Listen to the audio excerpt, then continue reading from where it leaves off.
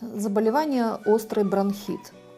Острый бронхит является или следствием воспалительных заболеваний, любых вирусных, гриппозного состояния, или проблемой интоксикации. Это любые газы, выхлопные газы, в общем, ожоги, щелочные могут быть ожоги, кислотные ожоги, парами верхних дыхательных путей.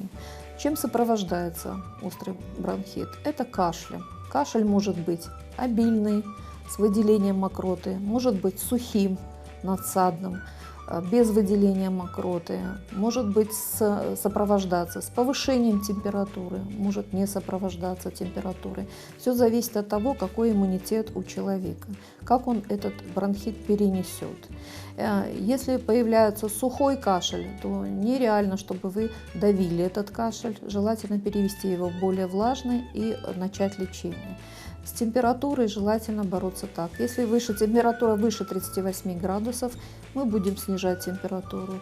Не выше, не будем снижать.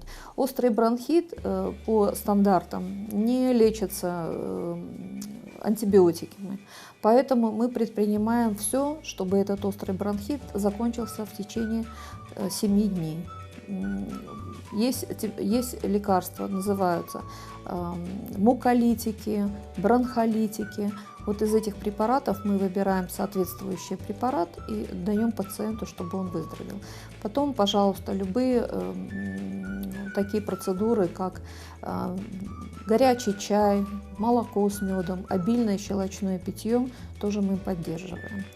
Если бронхит, острый бронхит затягивается и появляются осложнения другого типа, тогда мы, в принципе, предпринимаем другие попытки уйти от этого состояния, от бронхита. Что такое бронхит? Это воздействие на бакаловидные клетки, когда начинается или усушивание, это кровообращение улучшается, отек бакаловидных клеток, и в обильном случае, когда разрешается процесс, эти бакаловидные клетки обильно выделяют слизь.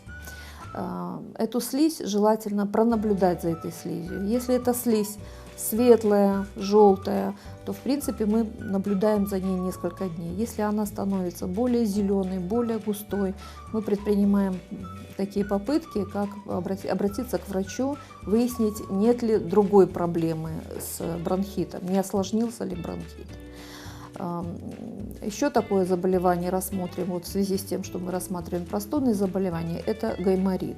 Что такое гайморит? Он бывает тоже острым, это воспаление гайморовых пазух.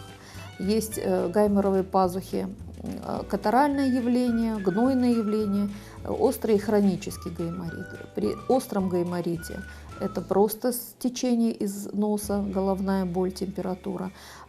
Если это обострение хронического гайморита, то это вялое течение. По утрам более слабая головная боль, по вечерам высокая, температура может быть и высокой, и субфебрильной. Лечение желательно, конечно, чтобы производил врач.